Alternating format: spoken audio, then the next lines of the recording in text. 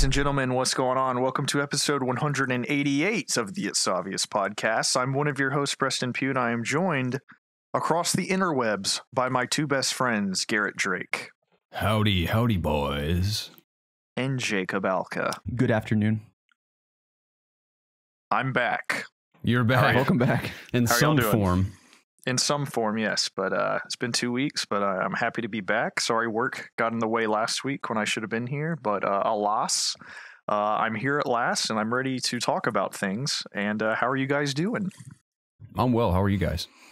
I'm feeling great. Yeah? I'm great, Garrett, because we are in some really good times. We are. We are, absolutely.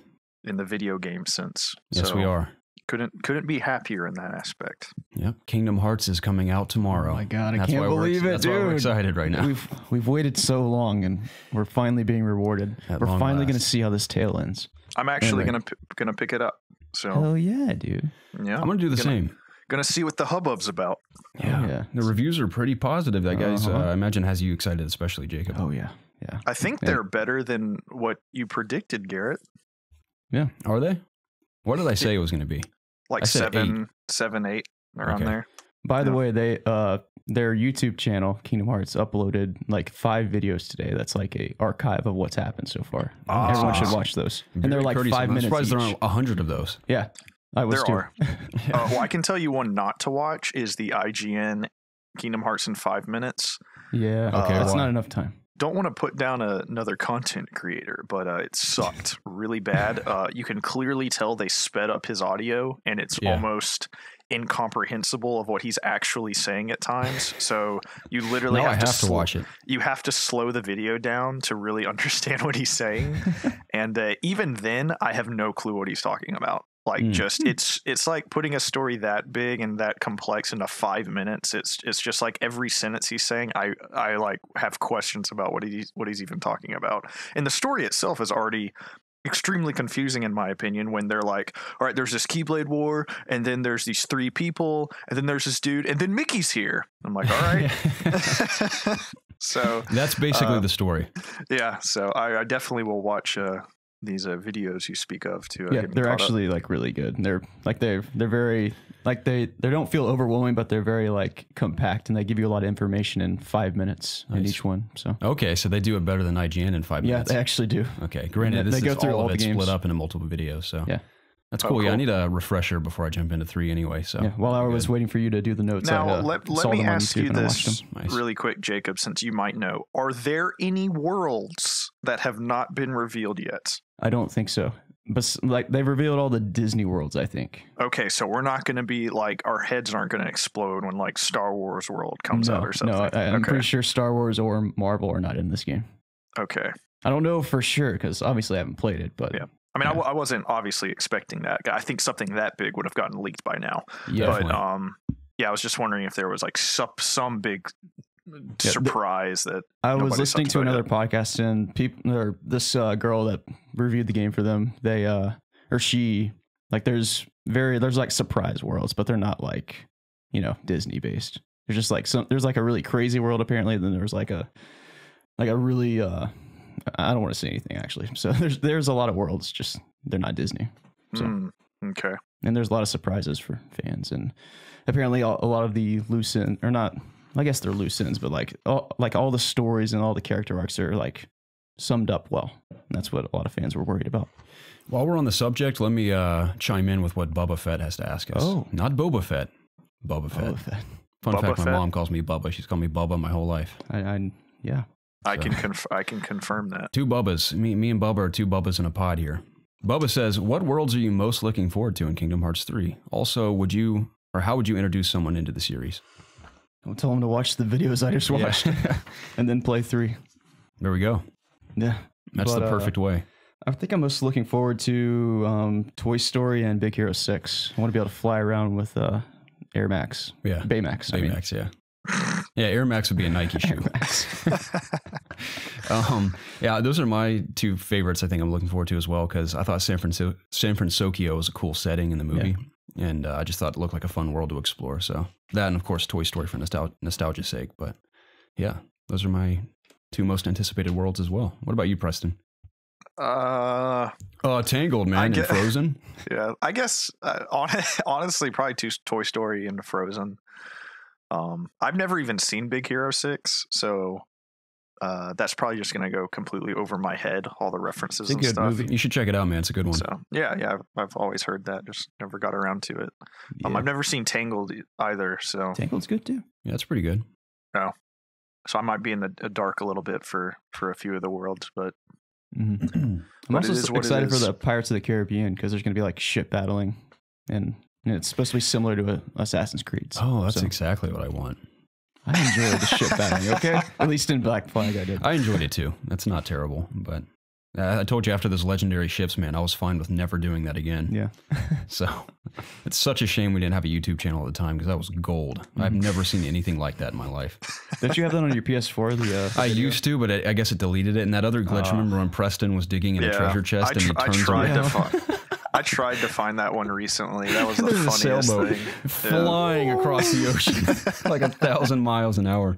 So funny. Oh, man. Oh, man. Yeah. But thank you for your question, Boba Fett. Yeah, we're stoked, man. Yeah. But in reality, we were, I mean, all joking aside, of course, we are excited for Kingdom Hearts, but Resident Evil is upon us. Yes. And I imagine many of us that have played the game have at least beaten it once by now. Preston, you said you beat it 4 times already? Yeah. 4 times? Yeah. 4 playthroughs. I did one as... Oh, no. My bad. I'm on my 4th playthrough. It's Sunday right now. I probably will have beaten it 4 times by Monday. Jeez, man. But I've beaten the standard Leon campaign. Then I did the second run campaign as Claire, and then I did another second run campaign as Leon. And now I'm currently doing a hardcore run on Leon's regular campaign, and I'm about halfway through that one right now on hardcore. So I'll probably finish that up tonight. I hate liquors. I hate them. They're not too bad. I didn't know that I knew that you could sneak past them, but yeah. I kept making a mistake. I would walk past them and they would make a noise and I would assume that they caught me, so I would start running. But if you just walk past them and they make like a crazy noise, they still haven't found you yet. So you can just continue to walk past them and they won't bug you. Can you like literally walk right beside them? Yeah, I don't think you can really touch them, but kind of stay away as far as you can. But yeah, you can just, if you just walk past them, they won't bug you. Okay. So they're not too bad once you figure that out. I can't deal with Mr. X, man, the tyrant. Yeah. That guy is absolutely horrifying. He definitely made things annoying to get around the station, for sure. Yeah, after a while, I got to a point where he was just kind of bothering me, but it freaked me out, especially when I went up a ladder in the library and he followed me up the ladder. I was like, oh shit! I didn't think he would follow me up there. Yeah. And he freaked me out several times. It's just the stress, because at first I didn't really know exactly where I needed to go, so I'm just running around like a madman in the police station. Yeah. And at one point I was like, maybe I can kill him, and I finally got him down, wasted all my ammo to get him down, and he just sits there. Yeah. It's like, oh, I killed him, and he got back up and started running at me again. I was like, no. Well, you actually knocked down the tyrant? Yeah, you can knock him down. I didn't know you could knock him down. Yeah, I mean, it only stuns him for a while. Yeah, you could. He'll take like a knee for a little bit. He's taking a knee for a while. So yeah, I always just ran from him because I thought I couldn't kill him. Yeah, it's not worth it. You should probably just run from him. Yeah. But yeah.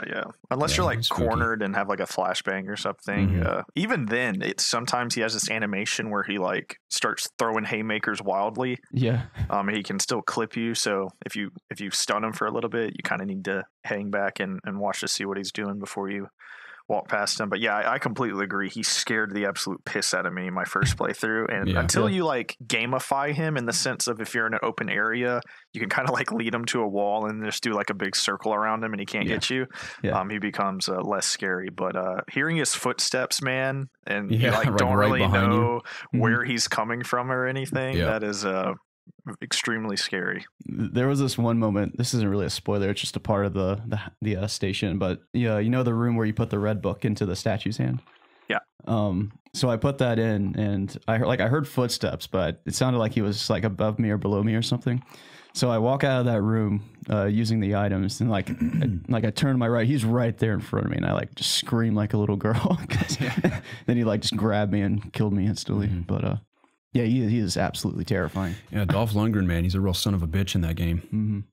Absolutely. That's probably the only time I was scared in the game. That and when the dogs chased me in the prison. Yeah. That freaked me out a little Those bit. dogs are terrifying. So I screamed many times. I'm actually working on some like clips that I saw one you posted on Facebook. It was funny. So I like use the Facebook clip functionality, but it only lets me post it to my IRL Facebook. Okay. Like I can't post it to my page. Yeah.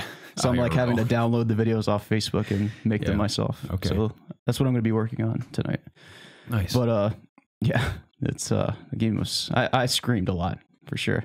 But I'm like it's funny, like at first I wasn't going to play the game just cuz I don't like scary games necessarily, but this game completely turned me around on that. Yeah. Like this game was so much fun, and I'm really glad I gave it a chance because it was I would give it a 10 out of 10. I loved it. Yeah, I'd probably, if I wasn't going to give it a 10 out of 10, at least a 9. I can't even really think of any gripes I have, so to say, but I actually have I was talking to you about it earlier, a feature coming out on COG's YouTube channel tomorrow called 10 Things I Love About Resident Evil 2. Yeah. Spent so much time working on it because I just had a lot to say about it, but I'm pretty excited about it. I hope it does well, but if you guys are at all interested in hearing my own thoughts on the game, aside from the podcast, of course, I have that video coming. As the same day this episode goes live, that video will be out. Link it in the Discord. I just might do that. So, yeah, I didn't wind up, you may recall me saying a couple weeks ago I was going to review the game. I ended up swapping off with someone because I went to do something else and wound up just doing video coverage for COG, but it was an awesome opportunity. I'm glad I got to play it a little early and play through it once. I haven't had any time to play it aside from the one time I beat Leon's campaign, and I probably won't have time to play at all this week, which sucks. It sucks, man. But yeah, I loved every second of it, man. I'm so desperate to get back to it. But, Yeah, just to clarify, I beat Leon's campaign last night, and I'm probably not going to play Claire's until after I beat Kingdom Hearts 3, so it's going to be a little while. I get that. But I'm excited to play through it again. I keep forgetting that's coming too. Maybe I'll hold off in Kingdom Hearts and buy it next weekend or something. Gary, you just need to stop everything you're doing and just take Tuesday off and play Kingdom Hearts. Yeah, I wish I could. I already skipped a class for a trip I went on, which I can say for COG, I went to check out Crackdown 2. Can't say anything about it. Thoughts and stuff will be out later this week, but I did attend an 3. event. Yeah, Crackdown 3. Did I say 2? Yeah. Yeah, I think it's because I was talking to Jake about Crackdown 2 like 30 minutes ago. Yeah, Crackdown 3. So that was cool. It was a fun opportunity. But that's basically what I did this week video game wise. What about you guys? Yeah, that's pretty much what I played. Cool. But yeah, I absolutely love Resident Evil 2, just like y'all.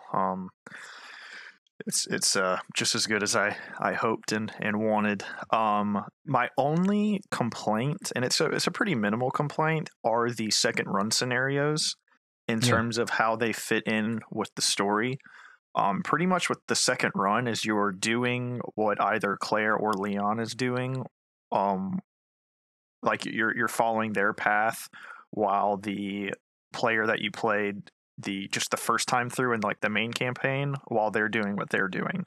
Yeah. So the game starts when you start up the second run, depending on the character you choose, is when non-spoiler, when Leon and Claire meet up at the very beginning behind, like there's a fence between them.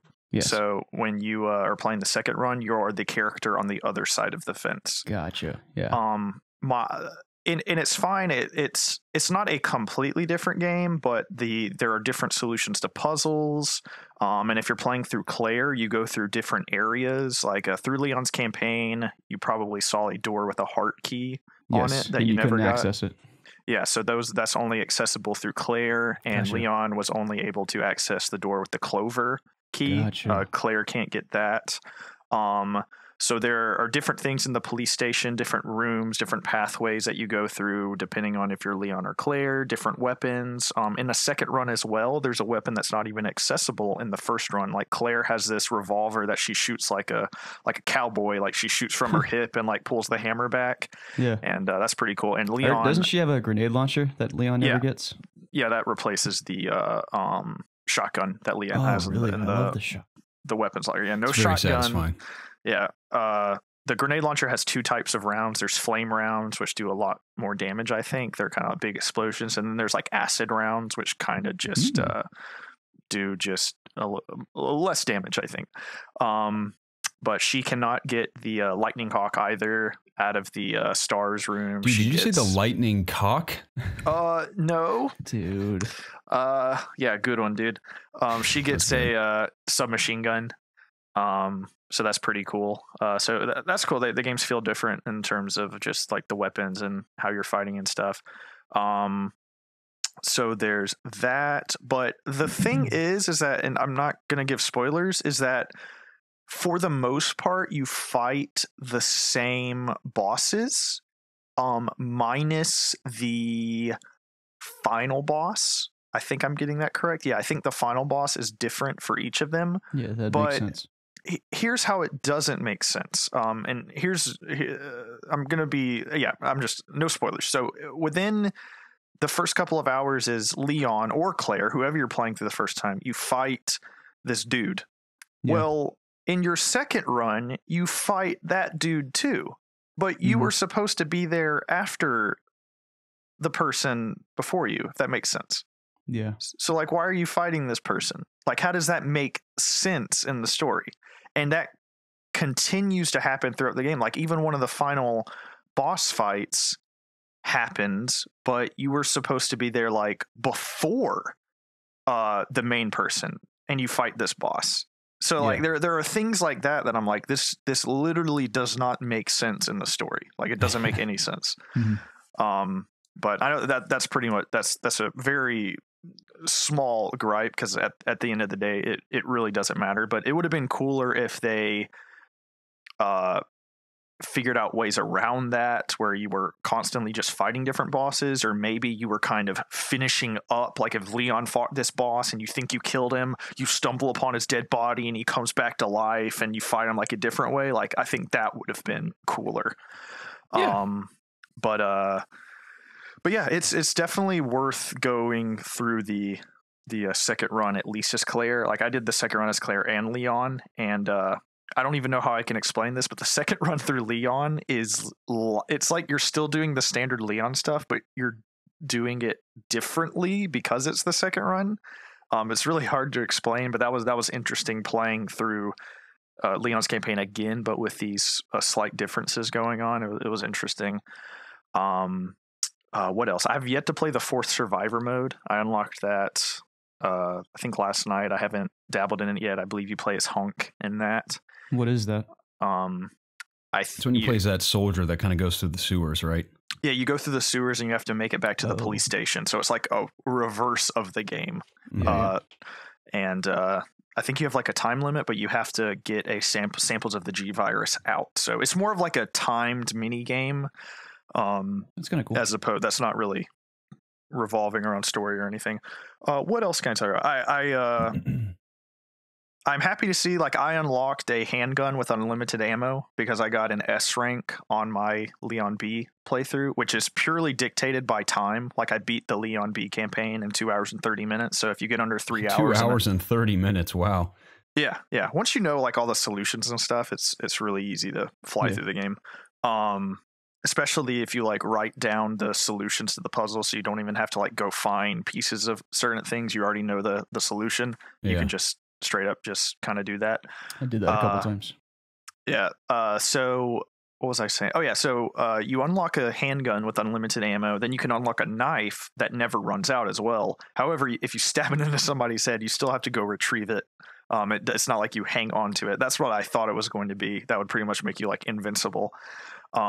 But I am a little bummed that they didn't go crazy with the unlimited ammo like in past Resident Evil games, like an unlimited ammo rocket launcher, or like a crazy weapon that's like the Chicago typewriter from Resident Evil 4 or something like that, where you can just for fun just go through the game and just wreck shop, just like destroy everything. I was like, expecting it to have stuff like that. Yeah, so I'm a little disappointed, because even with like an unlimited ammo handgun, that don't get me wrong, that is really handy and it makes the game easier, but not that much easier, because like the zombies still take 50 trillion shots to kill and stuff. So it's not like you're just mowing dudes down, like, and you're not gonna kill a licker fast with a handgun, like, so it doesn't make the game like a really fun cakewalk like in past Resident Evil games.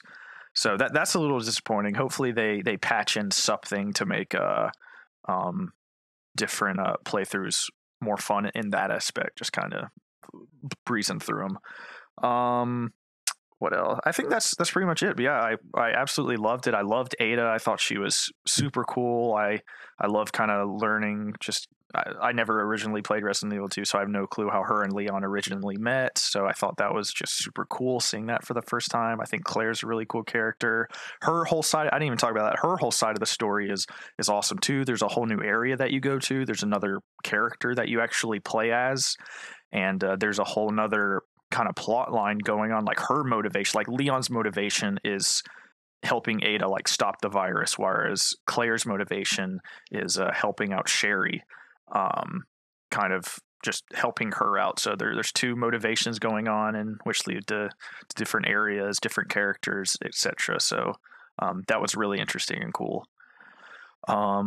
Well, I think that's pretty much it. But yeah, I absolutely love it. I'll play through it several more times, and I absolutely can't wait to see what they're going to do with this franchise in the future. Like I really hope they remake Resident Evil 3 in this way. That would be so cool. Even the first game, if they completely did a remake, that would be really cool too. But then again, like I don't know if they just need to spend the next 10 years just remaking games when they can take a step forward. But besides that, I'm really excited to see where this franchise goes, because they are man, with 7 and this, man, they are on the right path. The games are so awesome. Yeah, absolutely. I say mostly everything you said in that feature I have coming, plus a bunch of other stuff. But yeah, that's like my closing statement is that following 7 and especially this, I just cannot wait to see what they do next. So yeah, this is like in video games. This is up there for like my favorite franchise. I mean, Resident Evil 4 is one of my favorite games of all time. And I just really love that game so much, and it's so exciting to kind of see that they're hearkening back to how good that game was. So I couldn't be more excited for the future. You and me both, my friend. Yeah, I also say because I'd already obviously had a growing interest in the franchise, but this really solidified it that I'm all in on as much Resident Evil as I can get. I'm a fan now too. So it's outstanding. You think 8 will be a FPS or a? Yeah, that's the big question. I'm not sure. I wouldn't be opposed to it being first person again, but I really love the evolution they've brought to it with the 2 remake. I think going forward, I'd be fine with it being like that. 2 controls just so freaking good, dude. It does. I love we didn't even, dude, this game is drop dead gorgeous. It's incredibly beautiful. Gorgeous. It looks great on PC. It runs it's like it's the best running PC game I've played in forever. It's like every game on PC as I started up, I have to kind of mess with the settings and everything. Like I didn't even think about the settings in this game. I just started and just played, and it just ran beautifully and looked gorgeous. Yeah, those animations too, especially between Leon and Claire, just so realistic looking. Mm-hmm. Preston, did you play on PS4 or PC? PC. Okay, so you went back on your previous. He made a deal with his uncle to work it out for both. Yeah, my uncle's getting on PS4. And so once he's done with the playthrough, he'll let me have it on PS4, and I'll just play through it on there. I just love it so much. Play through it for the 11th time on PS4. Yeah, maybe. Yeah, I can't get enough of it, man. I'm dying, especially now that we're talking about it again. I'm dying to get back to it. So it's so much fun. Like I didn't even think about often I don't play games for like long stretches of time, but I just played this game nonstop. I just couldn't put it down. Always wanted to see what was coming around the next corner. Yeah, me too. And it's just something about it, man, that's just like the vibe I get from the game. Not only just like with the zombies and the characters and everything, but just like the sound effects in the game and just the areas and kind of like the puzzle solving. I love solving the structure of Resident Evil games, like the backtracking and stuff, is just really fun to play for some reason. Even when you know exactly what to do when you go back into it, it's just something about it is really appealing. That's what's even funner, is knowing what to do in these games. That's what's so fun to me, is because you're just solving the puzzles incredibly quick and stuff. I don't know, it's just, you just feel so cool. It's so fun. I don't know. I loved like it was funny. Like I was trying to figure out how to unlock all these safes, and I had the numbers, but I didn't realize you didn't have to press enter or shift or it was space bar for me. But I was pressing space bar after I did every number, and I was like, why isn't this working? But then I realized you just have to turn it, then you press enter, and I was like, oh my god, I feel like an idiot. But yeah, I enjoyed all the puzzles. I really enjoyed the one with the red book and the statue. Getting that item, that was cool. Was it something? Oh yeah, Leon dude has a moment at the very end of the game before you fight the last boss. I won't spoil. That got me so pumped. What a badass! I'll talk to you guys about it after the podcast is over. But is it just something he says? It's something he says. Yeah. Every time he would speak, I would like think of you and how you like how his his responses to things. Because he's both. I don't know if it's intentional. If it is, it's brilliant. Because he's both hilarious to me and badass at the same time. Yeah. So yeah, it's one line he says that is just so epic to me. Dude, he's like that on steroids in Resident Evil 4, man. Yeah. He has got the coolest quips in that game. So, yeah, I got to get back and finish that now that I've played 2, especially. It makes me, even going back with the dated mechanics and everything, I still really want to play it. Yeah, so Jacob, was Leon in RE1, or is this his first game? No, this was his first game. In 2. Gotcha. Yeah. Yep. Jacob, if you like this game so much, like you should try Resident Evil 4 with Leon. It's him years later. He's the president's personal bodyguard. He's a complete badass now. So what is 3? 3 is called Nemesis. I believe it also takes place in Raccoon City. I could be wrong, but I'm not sure who you play as. I forget, but you don't play as Leon. I know that. It's not Chris Redfield. Don't think so. Because we know Chris is back in 5, 6, and technically 7, right? Yeah. Yes, that is correct. That is correct. Yeah. So which one's like known as the worst? Is it 5 or 6? 6. Probably 6. I mean, out of the entire series, there was like one on PS1 that was like a first-person shooter. I think Survivor, Resident Evil Survivor, that's deemed as an awful one. Then you get on the spin-off games, like the Umbrella ones. Those games are trash. Yeah. But in terms of the mainline series, probably 6 is the most disliked. And it's not a bad game. It's just not Resident Evil at all. Yeah, it's just a action game for the most part. Yeah. So I remember most of playing that with you. I don't know if you and I played every single campaign. We played through Leon's campaign, and then we got to the very end of Chris's campaign, and then something else happened. But I didn't even talk about this, but about a week and a half ago, me and Jay actually played through the entirety of Resident Evil 6, every playthrough. And it was fun. We were playing on professional mode, which made it really annoying, especially in Chris's campaign, because there are tons of sniper guys and guys with RPGs, and every time you get hit by a sniper, you like do this animation that I swear takes like 45 seconds where you get knocked to the ground and you have to stand up again, and it's so annoying because it's like I don't feel like the game is meant for what they're trying to do. It's like there's dudes with guns, so there's like a cover mechanic that feels awful built into it. It's just like this game isn't meant for what they're trying to do. It's like it's fun and it's fine to do on like lower difficulties, and I mean we got through it on professional. It's fine. It was just there were a ton of portions of that game that were incredibly annoying, and there's that, and you play as Sherry, and they went so overboard with her boob physics that it was hysterical, dude. You play through this part where you get captured and she wakes up in this like what are those things they give you at the hospital? IV? No, not an IV. The gowns that you wear. Oh yeah, I think they just called it like hospital gown. Yeah, whatever. She's wearing one, dude, and man, they really like were proud of her character model or something in that segment of the game. I felt like a perv playing as her in that section. It was completely ridiculous running around in like a hospital gown with her.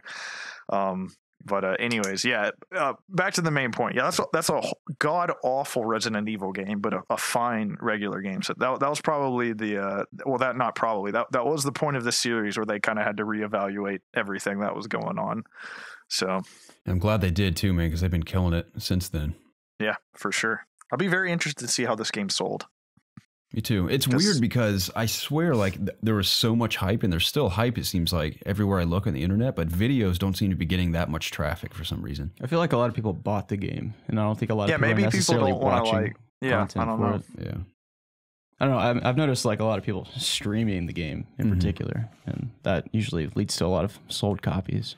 Yeah. So, yeah, I don't know. I think with main thing, I don't know how many people are like fine with like just how like incredibly like scary games, like how they sell, like because that is I don't want to say it's like a super niche portion, but I mean there are just some people that just can't play scary games. Yeah. So I don't know. Maybe I don't know. Be interested to see if that like really affects sales to some point. Mm-hmm. I think it'll sell really well. I think I'm willing to guess it'll sell better than 7 did. That's my guess. I hope so. I think so too, because obviously there's a ton of fans of the game prior to the remake happening. So I mean, this isn't the first remake technically, but there's already a huge fan base for this one. So I did read something saying that they had started or were going to start a remake of Resident Evil 3 production. I saw a few articles popping up about that. Which obviously, I'm all in, man. If they do it, I will. I don't even know what it. it's about. Let's do it. I know it has the Nemesis, which is a really weird looking dude. Like I googled it. Rumor Resident Evil 3 remake already in the works. Yeah, there's a ton of articles about it. Yeah, there is a dude like the Tyrant in that game as well. I believe he is also a Tyrant, but he's the guy, the Nemesis. So we'll have another guy chasing us around in that game if it comes out. I already hate him. Yep. Anyways, I think that's probably all the Resident Evil we have to talk about. Yeah, I think we've exhausted this subject. I think so, man. But I can't get enough of it. And I'd love to hear everyone's thoughts who's been playing it in the comments, especially. Maybe you hate it. We love it, though. Yeah, great game. Yeah. It's my game of the year so far. We have some fun community questions related to Resident Evil and horror games in general later on, so it'll be fun. I think that's it for our weeks, though, catching up, unless there's anything else you guys want to add. Yeah, that's it. I played more Okami. How you feeling? Oh, it's a fantastic game. I thought I beat the game, but then it's just still going now. So I'm like, okay, that's cool. Nice. That's kind of how it's going. That's great. Glad to hear it. Yeah. Very cool. But that's it. Yeah, that's cool, man. You guys want to jump into the news? Yeah, man, let's do it. This is the It's Obvious podcast, the show where my two best friends and I get together every single week to discuss video games. Obviously, you can find all of our content, including the video version of this podcast, over at youtube.com/ItsObviousGaming. If YouTube isn't good for you, or you'd like to take us on the go, you can find this podcast weekly on Apple Podcasts, Spotify, Google Play, Audio Boom, and other podcasting services. Please check the description down below for links to our social media pages, our Discord channel, PlayStation community, pretty much everything you would ever need to get in contact with us. And if you haven't done so already, please subscribe to the channel. Be sure to like and comment down below to get involved with the It's Obvious community. Doing so helps us out tremendously, and we would forever be in your debt. With all that out of the way, hey man, what's the news? Speaking of Resident Evil, there is reportedly a Netflix series in the works. This comes from Laura Prudhomme of IGN. She says Netflix is reportedly developing a live-action Resident Evil series, according to Deadline. The streaming service declined to comment on the report, which says the project is in early stages of development. Per Deadline, it says, quote, "The plan is for the series to expand the Resident Evil universe and deepen the existing mythology. I hear the series will keep the basic premise, which also served as a setup for the movie franchise. The drama series will explore the dark inner workings of the Umbrella Corporation and the New World Order caused by the outbreak of the T-virus." And this is the part of the article that kind of bummed me out a bit. I don't know if it's a good or a bad thing at this point, but it says, Constantine Film, the production company behind the Resident Evil movie franchise, is also reportedly involved with the series adaptation. So I got a question for you. Was it Angelina Jolie that starred in the movies? Or was it that Ukrainian actress? It was Mila Jovovich. Yes, that's okay. What did Angelina Jolie, was she Tomb Raider? She was Tomb Raider. Yeah, she was Tomb Raider. Okay, She's been in a lot of stuff, of. but yeah, Miss Jovovich was, I can't remember her character's name in the movies, but that's the thing about the movies. They aren't, I wouldn't say they're bad movies, but with Resident Evil, it's like they borrow the name and have some zombies in there. That's pretty much it. Yeah. But yeah, how do you feel about the movies, Preston? I don't think I've ever talked to you about this. I've never seen one. Okay, I've seen most of them, in passing, and I can't really remember any particular moment from any of them. They're all very forgettable. I'm pretty sure that Nemesis is in one of those movies. I think he is. I think it may be the first one, actually. He's the dude with like no mouth, so he just has these teeth that are just constantly shown. Yeah, unless I'm losing my mind, I think it may be what's his name from Game of Thrones, Daenerys' right hand man before he's kicked to the curb. Yes, I just googled it. He is in the movie. Yeah. Yeah. I remember that part. Okay. I mean, I guess I'm excited for the Netflix show. Yeah, I mean that could be cool. Netflix typically does a good job with the IP they handle for TV shows. They can kind of find some way to turn. I can't really say that about Death Note necessarily, but because I saw the Death Note movie, I was like, that wasn't too bad. I don't get why people are upset. And then I watched the anime, and I was like, now I understand. Yeah. So it was pretty bad. I think you could really turn like just thinking about Resident Evil 2, like that could be turned into a movie. I think in some way, or a series. Yeah. I think it could too. I don't know. That's the thing though. It's like it's weird to have such well-established, well-acted characters in the games and then see someone portray them in live action. I think it'd be kind of weird. Yeah. But I don't know what they'll do with it. But I mean, anything Resident Evil at this point I'm interested in. But I have heard that there are a few Resident Evil animated movies that I think are pretty good. Like I saw animated movies? Yeah, I don't know what movie it's from, but I did see one scene with Leon and Chris in this hallway fighting dudes, and it looked straight out of John Wick. Like it was freaking awesome. Yeah. And I thought that was from one of the animated movies. I didn't know those were a thing. Yeah. I'll have to look those up. Do we know, like, is it just like a new story in the Resident Evil universe, or? It says it's going to expand and deepen the existing mythology. So when they say that, I hope they would go with brand new characters and just maybe have the vibe and style of the games. It may be weird, but like in this series, we're going to solve a series of puzzles and find weird looking keys to unlock doors. I mean, honestly, at this point, I wouldn't be opposed to that at all if they went kind of wacky with it like that.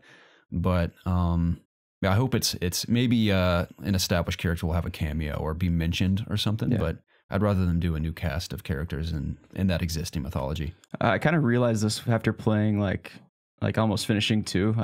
And I played 7 and 2 now, so I haven't played all of them by any stretch of the imagination. But I think my favorite part in these games are like when you get to the point in the games where you like start to learn why things are happening and why you're having to deal with all this. Like that conclusion. I think that's really what makes me enjoy these games a lot, as I'm sure it is for a lot of other people. Just like it usually involves some kind of experiments and stuff like that with the Umbrella Corporation or whatever, and. Yeah, I mean, obviously, hopefully, this show will have something like that. So, sounds like it will if the report's true. So it sounds legit to me. I mean, it may be completely false, but it sounds like it's going to be a real thing. So that's pretty sick, dude. Anything you want in particular from a series, Preston? It to be good. Yeah, please. That's all we ask for. I would like to just start there. Yeah, that should be the goal of the series. Like, why are we making this show? Who's going to watch it? Well, let's just make it good. That should be the goal. Yeah, that should be the goal for everything, honestly. And it's on a platform that it can whatever mantra they're using to develop the games, it's working. So they need to use it for the series as well. Anyway, talking about game development, Metroid Prime 4 is officially restarting its development process. So this is actually pretty cool news.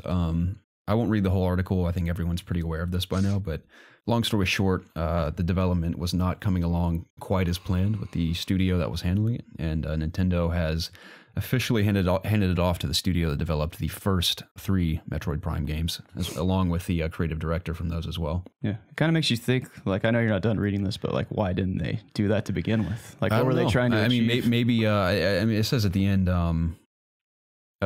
Tanabe was the Metroid Prime series producer, and the initial project was being overseen by him and a talented development team, which was not Retro Studios and had reportedly has said to have been moved to Bandai Namco. So, I mean, from what we had known, Retro was making a secret project that was leaked at one point that it might have been some Star Fox racing game. Yeah, I think that's mentioned in this article at a different point. Yeah, but I guess that's gone, which I'm completely fine with. If that was a true leak, then that would have, I mean, it probably would have been good because Retro is a fantastic developer, but that I don't know. That just kind of seems like a wasted kind of type of game for a developer as good as them. So yeah, this is absolutely fantastic news. Even before this, I was really excited for Metroid Prime, but that was one thing that, you always had to keep in the back of your mind, like, Retro isn't making this, so you still need to be a little weary of that. But now with them taking over, like, I'm on that hype train 100% now. Like, I'm ready to go now.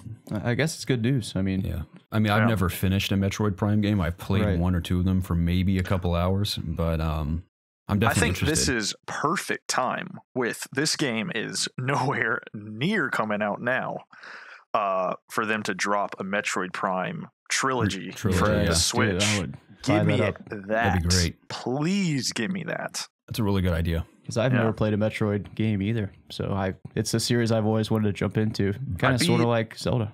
I beat 1 and 3. Fantastic games. I beat 1 several times when I was a kid. The only thing that I'm a little concerned about is that Metroid Prime 3 was built for the Wii. There are tons of motion controls and stuff built in that game. Yeah. So I would be interested to see if they could how they would port that, or how easy that would be, because all the Metroid Prime games were never built with 2 analog sticks on the console. They were for GameCube and then for Wii. So it had a system of where you would just kind of lock on with one of the triggers and strafe with that. Like, so there was aiming, but you really didn't do it in combat. So I would be really interested to see how they would tackle combat with 2 analog sticks. They'd almost have to just redesign the remaster. So I'm thinking maybe that would be something that they could kind of just they could take like the premise of the next game and kind of experiment with it and put it into the original trilogy and kind of see the reaction from it. Kind of just kind of do all the prototyping for like the way the new game would control on the main games, and then release that for us to play while they're still working on the 4th one. I know it's a lot easier to say that than it is to actually do that, but I would absolutely love to have the original trilogy on the Switch. That'd be so awesome. Or what if the studio that's not making Metroid Prime anymore makes the remasters? There we go. That could work. Fix the problem. Yeah, that could work. Give them something to do. So Retro needs to give them their work. That's all you got to do. Yeah, it's that easy. Yeah, I just used to pretend Metroid was Halo when I was a kid because I wanted it to be Halo before I was allowed to play Halo. But yeah, I would buy a trilogy and I would try to play it if I ever had time, is what I'll say. I love the idea though. I mean, you potentially have more time with it being on the Switch, That's true. So yeah, even when I'm on the go, I have something to do, unfortunately, but I think it's an awesome idea. Hopefully that's the case. I mean, obviously no one's even thought of, I'm sure other people have thought of that, but no one's reported on it being a possibility, but I certainly hope it is, because that'd be great. I wish I had a self-driving car so I could just play my Switch on the go. Like literally. It'd be pretty cool. Be going. That'd be really convenient. Yeah. Especially for long commutes. Yeah. It'd be great. I'm sure the day will come at some point. Maybe not in our lifetime, but because the technology is sort of there already. I mean, Teslas literally have games built into them. So. Yeah. So, but for the masses to be behind the wheel of self-operating cars will probably be a while. Yeah. So I was always envious of Will Smith and his car, and iRobot, I think it's called. Yeah. You just do whatever he wants. The car's driving 1,000 miles an hour. I like that movie. It's all right. Yeah. I've gone back to watch it a couple times since I first saw it. Mm-hmm. There's some goofy stuff in there, but overall it's pretty cool. Yeah, I enjoyed it. Some fun action. Yeah. Speaking of robots, that was a great segue. What did you guys think of the Atomic Hearts gameplay demo? That was like 10 minutes long. It's interesting. It's pretty wacky. Yeah. That's cool though. I'm interested. I didn't watch the whole thing, but it definitely looks really cool. I've been extremely interested in that game ever since the original announcement trailer came out last year. Yeah. Have you guys read about what engine it's developed on? Because to me, it looks like either Crysis or Frostbite, but I couldn't tell. I didn't see. Or not Crysis. The Crytek engine. Yeah. But it looks like it'd be either one of those. Not that it matters, but as we were talking about it, you can tell it's still a little choppy in places and it still needs some work. But I think just the setting and those weird, creepy robots and all the wacky environments you explore, and he builds that giant mace out of materials he finds. Yeah.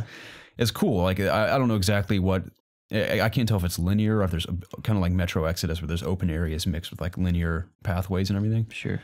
But Yeah, I don't know. We don't know the story. We don't know who the protagonist is, what your goal is in the game. But overall, just the setting and the look of the game and the weapons you use and the enemies you encounter, I'm intrigued by it for sure. Mm-hmm.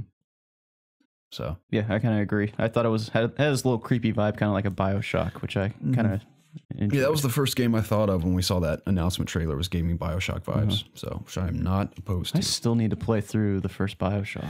I need to play that it's game. still great, man. I have the collection if you want to borrow. I'm gonna get it on PC. That's a good call. I'm gonna play Doom on PC too. I'm gonna play it soon, like you should before spring. Man, definitely play I it wish. before I tomorrow. wish. Doom is one of those games I wish I could just scrub my memory of, just so I could know, play and that for replay the it again. first time. It's so good. So freaking good. Garrett, I just wanted to kind of tell you this really quick because it just hit me. We're talking about all these FPSs. Did you know Metro comes out in 2 weeks? Oh my god, that's insane, man! I didn't realize February it was that close. 15th. 2 weeks, Jeez. dude. Wow, Is it a Tuesday or a Friday? It's a Friday. Is that not just insane? that's wild. I'm excited. They moved it up a week. I'm from so what it excited, dude. originally was. We had Resident Evil, then Kingdom Hearts, and now Metro coming out, and then Man, all this other shit coming out. Doom coming out in May, dude. Is Doom scheduled for May? I thought, or no, maybe that's a Rage 2. Okay, Yeah, I think it's I'm Rage thinking 2. Rage. Yeah, Yeah, Rage 2. Rage 2 is May. I thought Rage 2 is April. No, Rage 2 is May. What's coming out in April? That's Days Gone. Oh yeah. Let's segue while we're talking about Days Gone. What do you Doom think of does the not have a motorcycle release trailer? date. Does not have a release date yet. Yeah, I don't think we've heard anything about Doom It's just since the initial 2019. demo we saw. Yep.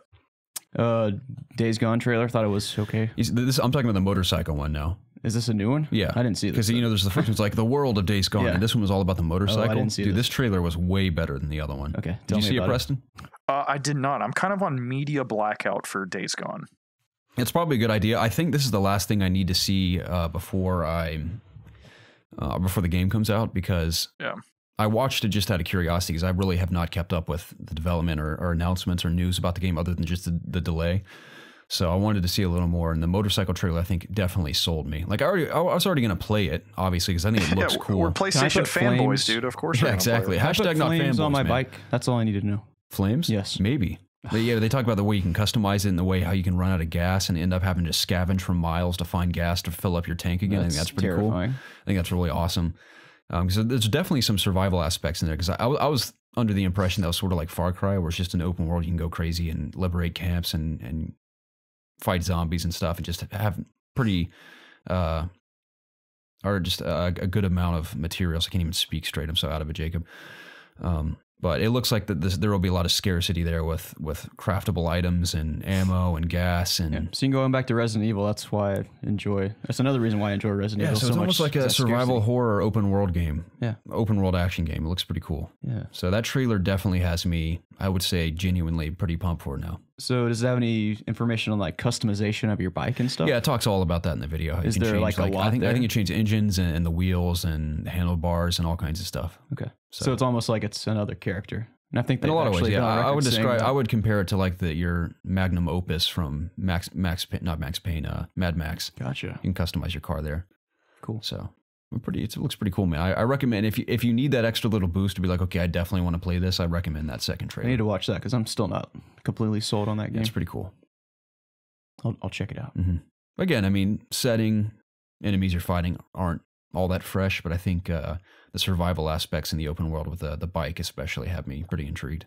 Okay.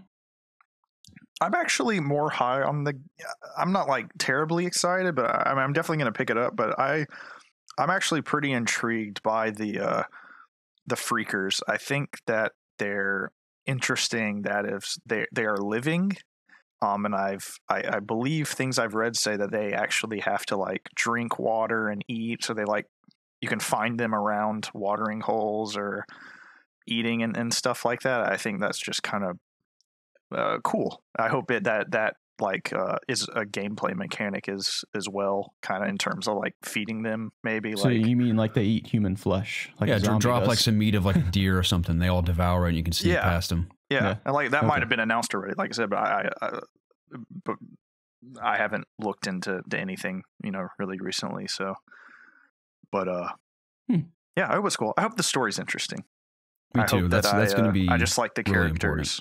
So that's a very big part about games like that. It's actually a prequel to Force Unleashed, in case you didn't know. Oh, yeah. Same guy. Yeah. It's before he goes to space. Cool. Yeah. So it'll be interesting. Before he was created. Yeah, I'm excited to see that play out. So this is non-canon Star Wars lore then? Correct. Okay, gotcha.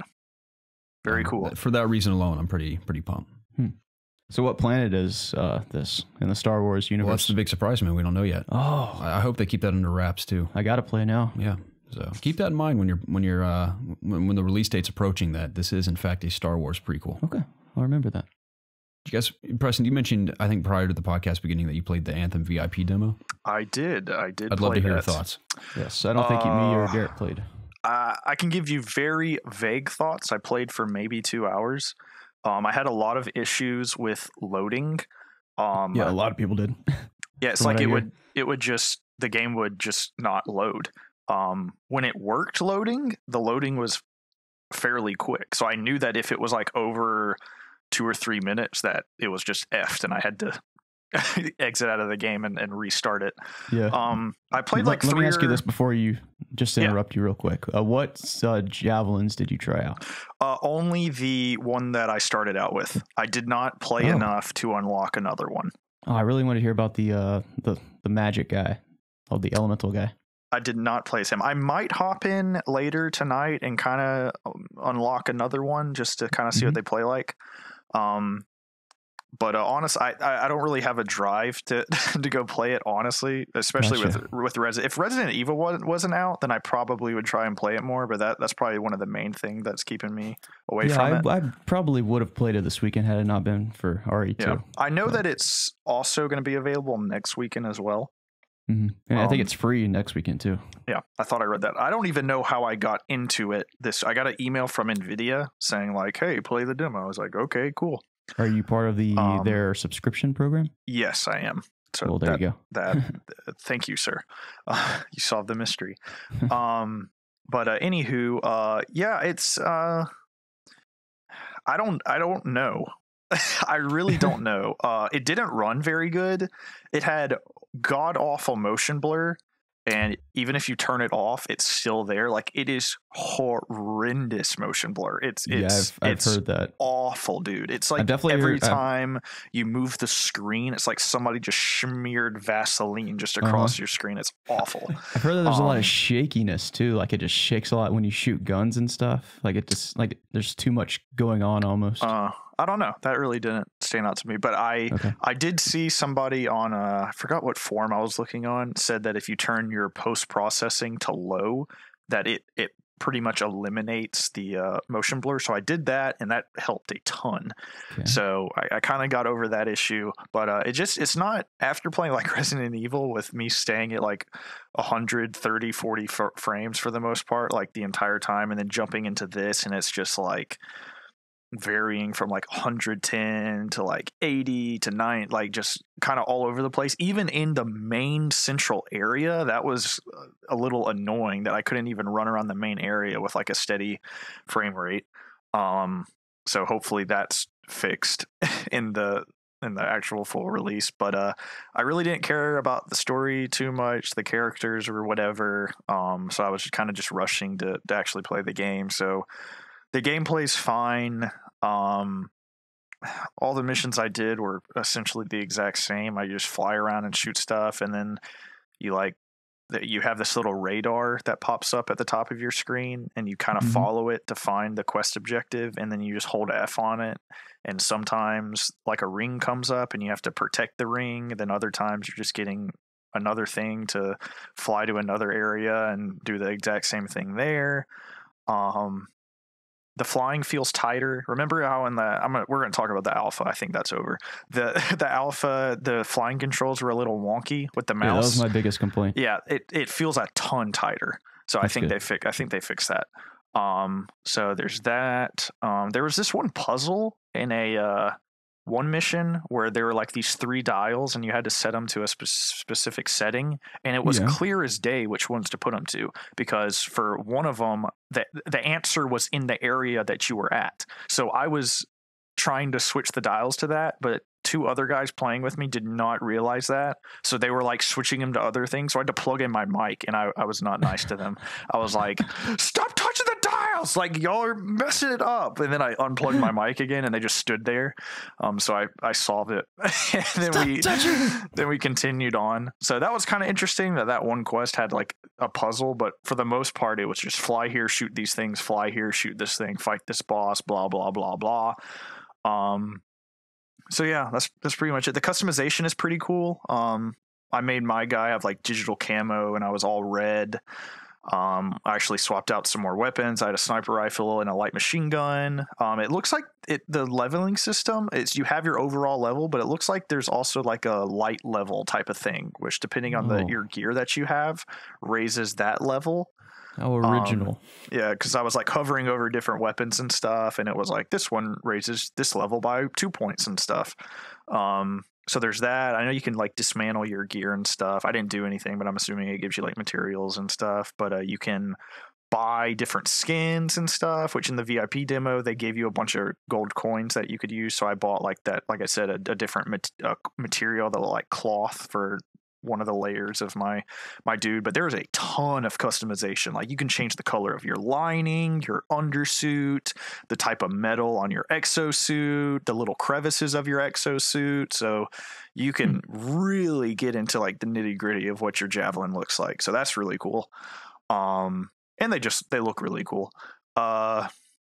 Yeah, that's pretty much all I have to say. I mean, I'm not gonna lie, I'm really not hyped for this game at all. I'll kind of see what the reviews are, but like I told y'all before we started, playing this game made me really even more hyped than I already was for the Division 2, because for this type of game, I really want to play that for some reason.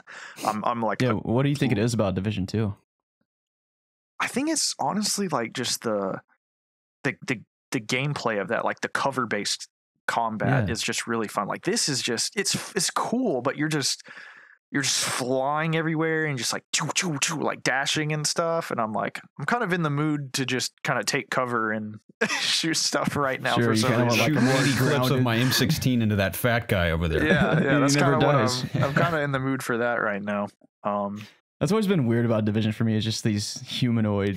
That's what kind of turned me off to it originally, is because all these human beings were bullet sponges. I swear I'd shoot a human being with like 600 rounds. I'm sure it's the same way still. Like, so I'm still going to play Division 2 though. I'm excited for it. It wasn't that big of a deal to me. I opened I didn't play any of the expansions for Division. The original Division, so I'm sure like they added more like stuff in terms of loadouts, but that was one of my biggest complaints when I first played it. Is just everything seems so basic in terms of what you could do. Yeah, and I'm really excited because Ubisoft is doing this. I think that they're one of the big publishers that has learned from their initial games, and they greatly improve upon it in the sequel. So I'm not really concerned about the whole Destiny 2 fiasco with Ubisoft. Like I really do think the Division 2 is going to be a massive step up from the first one. I mean, I haven't played a Creed since Unity, and we saw what Unity was.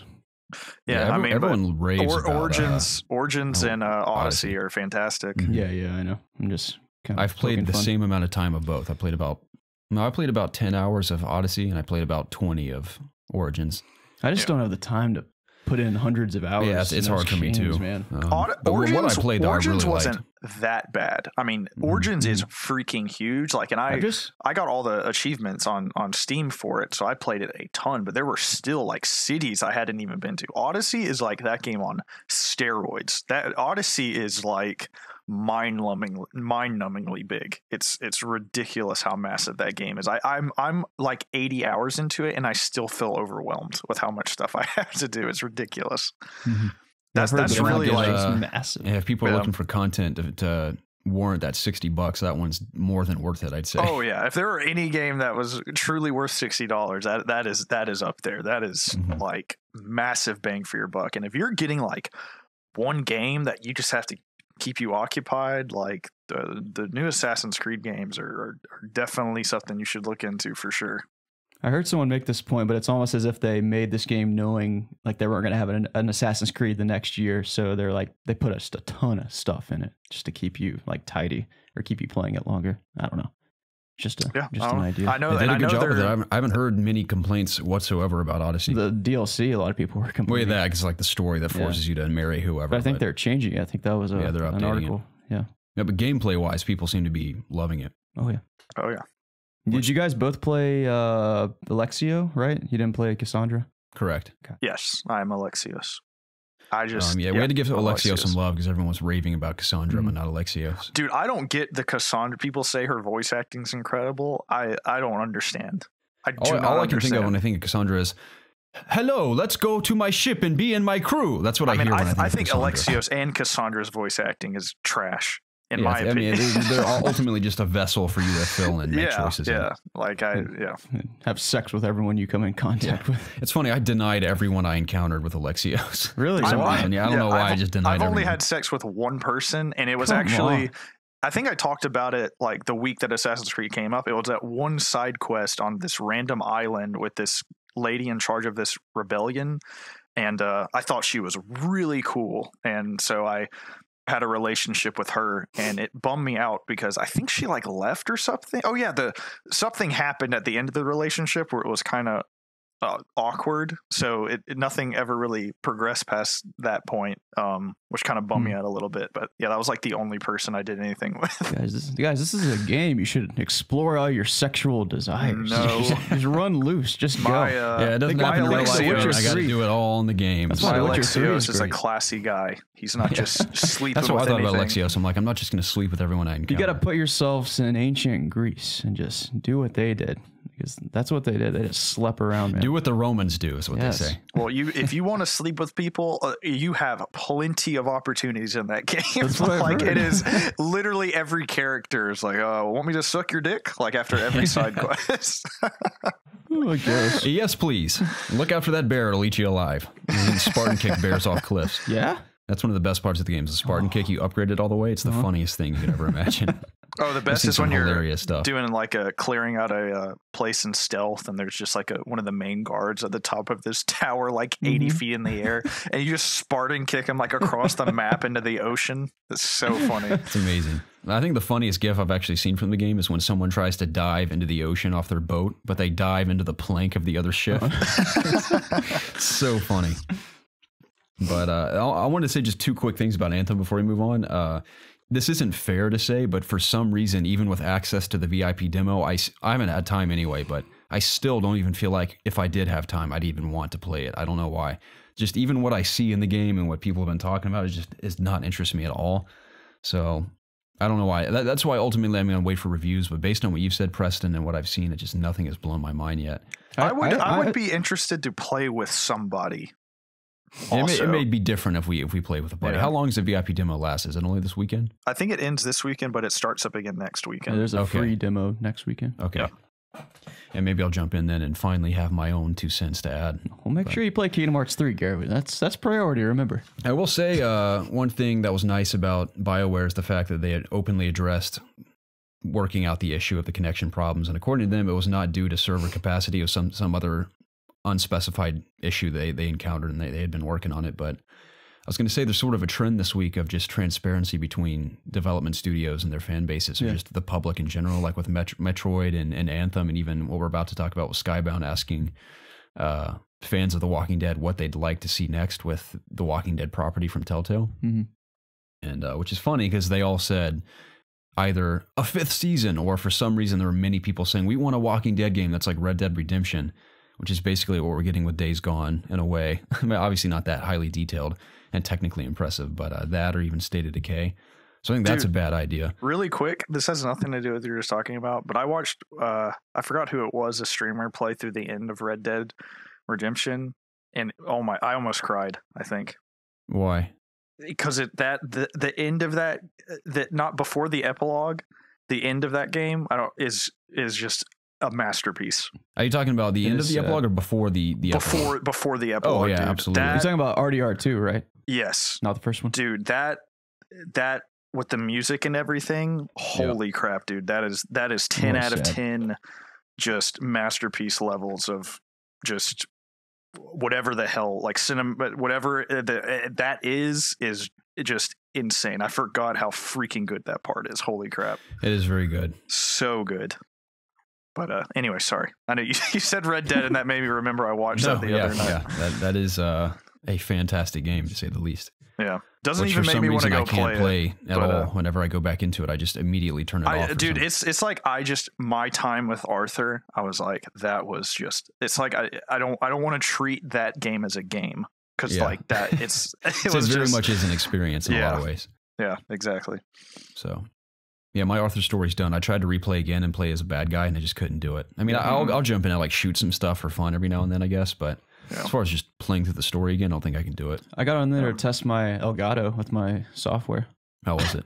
It worked. You didn't tell us how your streams went this week. You debuted your solo live streams on Facebook. Yeah, it was fun.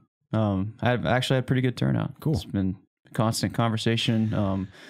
I think it's been like good content, me playing RE2 and seeing like my raw terrified yelps on live. Classic. On we got screen, plenty of those in 7, and now reliving in all the horror in 2. Yeah, and I'm by myself this time, so it's all the more terrifying. Yeah, definitely. So I apologize. I was not able to tune into any of them because you have no obligation to tune in. Yeah, well, I wanted to. I told you I was going to, but I lied, unfortunately. I don't have the Facebook app on my phone anymore, and I was on the go, and every time I tried to do it through the web browser, it just didn't want to cooperate. So gotcha. Yeah, but no I saw some of your clips of the one clip you've shared so far, so I look forward to seeing more. Yeah, I'll post another one or two tonight. So you're going to stick with Facebook, you think? I think for now, yeah. And see how it goes for a while? I'm going to see if they keep, a commitment to updating and Facebook gaming, dude. Yeah, operating their live streaming stuff. Like right now I can only stream for 4 hours at a time. Really? Like that's a limitation. Partners on the platform can do 8. Okay. But I'm hoping that they roll out that kind of feature to like you can only do 4 hours straight? Yeah, then it cuts you off. That's interesting. You have to end. Yeah. It's like being on a network television. Yeah. Network television. This allotted time and that's it. Yeah. So that's like one of the limitations, but I mean, you can also literally Is there like a subscription service yourself. Similar to Twitch on Facebook Gaming? Yes. Okay. But you have to earn it. Yeah, being a partner. But they also have like an affiliate program like Twitch has. Okay. So I'm not sure if I'll apply for that because I kind of just want to not monetize it first. I want to just tell people to tell other people about me, that sort of thing. So I kind of just want to do it for fun right now and see where it goes. Yeah, see if I actually really enjoy doing it or if I get burnt out, because I plan on doing it pretty much all the time. So I'm going to see where it goes. Cool, man. I'm looking forward to tuning in when I can. Yeah. Share those clips. I want to see them. I will. You just got to put them together. Yeah, but I mentioned it's not that big of a story, but I thought it was interesting just for the sake of the transparency, like I was talking about. But Skybound, the publisher, that's now has full control over Telltale's Walking Dead series after Telltale went under. Asked fans what they wanted, 5th season or Red Dead Redemption 2 style. Do you guys have any interest in? Because I haven't even played Walking Dead from Telltale. I mean, I hear most of it's good, but I just thought that was a unique question for them to openly ask a fan base what they'd like to see. Yeah, that's a loaded question to ask because you can get all kinds of suggestions. But is there anything in particular you guys would like to see from a Walking Dead property that hasn't already been done in, say, another IP? I don't care about Walking Dead anymore, honestly. I mean, granted, this Walking Dead is very different from television series and even from the comics, I believe. But, I mean, I'm sure there's a way that they could make me care about it. It would, like, make it something. They need to do something different than what they've been doing. Like, I think the Telltale games were fine, but I feel like people want something else now. Like they've been doing that for so long, and now Telltale's not even a thing anymore. So, I mean, I've always I don't want like a survival. Maybe I do want a survival horror game. Maybe like RE2. I don't know. Like maybe create some random characters in the universe that I care about. Yeah. I'll tell you what, no one's talking about is Overkill's The Walking Dead. That Skybound published. Yeah. That game crashed. Yeah, I don't think anyone played it. So, I mean, apparently it was just bad. Clearly no one wants that style of game with Walking Dead. Yeah. So I mean, maybe if it was polished in a good game, maybe people would Walking play Dead it. is a huge IP to have at your fingertips, so you definitely, obviously they want to drop it, so they're going to have to do something. But I personally can't think of what I'd like to see from that property because most styles of gameplay with zombies have been done at this point. Yeah.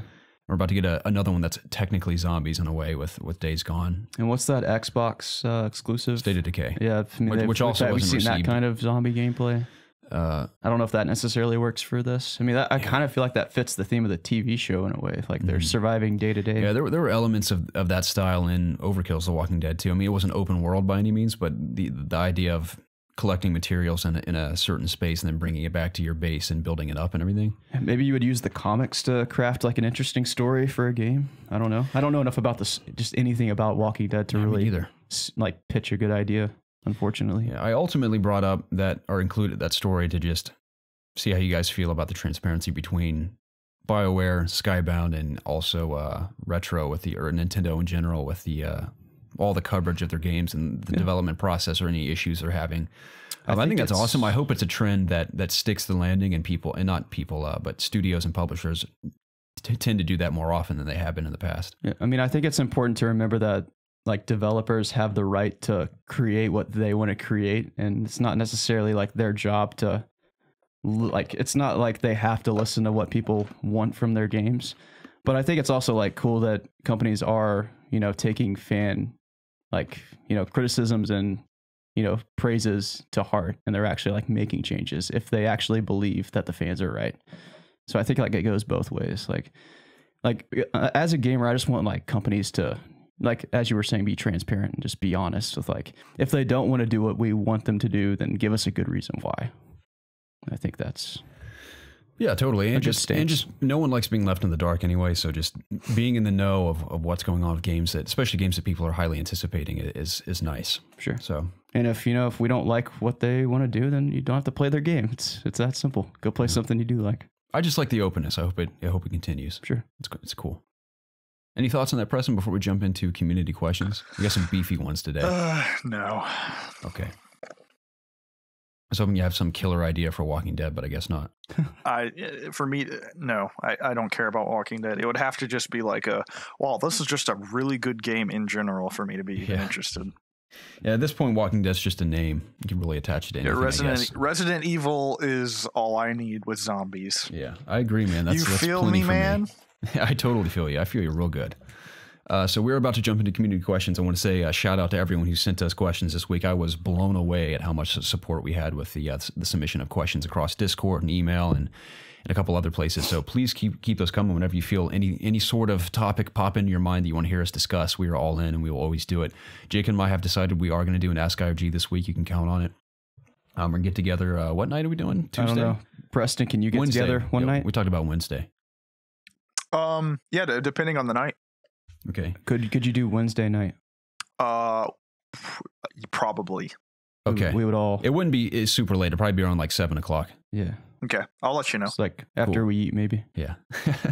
But we're excited about that because there are some amazing ones I had to leave out because I catered this episode to mostly Resident Evil related questions, but there are some amazing ones that are going to really fuel that next episode of Ask IOG. So we're excited. So stay tuned. But that being said, if you guys want your questions read on this podcast or Ask IOG, you can reach us in one of three places. You can email us at ItsObviousGaming@gmail.com. You can tweet at us at @obvious_gaming or submit your questions on our Discord channel using the hashtag AskIOG so we know you want your questions read publicly on the show. All that out of the way. Jacob Walters writes in and says, Jacob, what is up, boys? I'd like to just say, fuck Tyrant. Yeah, fuck him. Yeah, Jacob, I agree. I hate that stupid idiot running around and scaring the shit out of me. It got to the point where I was afraid to go anywhere. That being said, has there ever been anything so scary in a game that has momentarily stopped you from playing it? Love Resident Evil 2, by the way. Keep it up, boys. Jacob, thank you so much for the support. That's a great question because I know exactly what I have to say. It was Resident Evil 7. Yeah. On multiple occasions, notably like we just talked about last week with Mrs. Baker. I mean, I paused the game. She scared me so bad. Yeah. There were a couple times she made you fall out of your seat. She did. Oh, I don't think it was her. It was the Oozman, the molded, that made me fall out of the chair. Oh yeah, you're right. Yeah, because we had played through an area and forgotten to save it. So when we went back in, I just thought this guy was dead, and he was not dead. And I went flying around that corner. Dude. I think they were the most scary things in 7 too. Were those? I got used to them after a while, but the first few times you encounter them, they really messed me up, man. But a couple times in Resident Evil, I'd have to pause it in 7. In VR especially, it's so much more effective with the scares. But I had to pause it and remind myself it's just a game and carry on. Yeah, Miss Baker rocked my world. Never forget it.